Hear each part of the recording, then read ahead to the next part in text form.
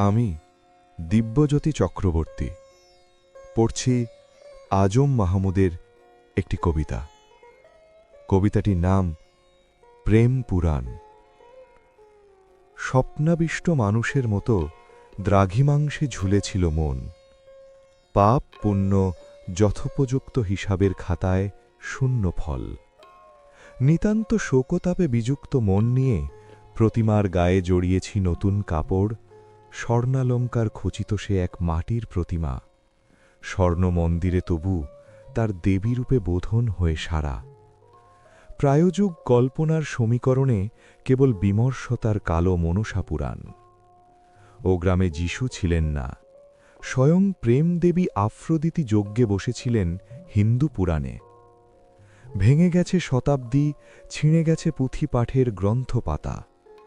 প্রেম উড়ে গেলে কিছুই থাকে না আর উল্লসিত মেঘের দেয়ালে।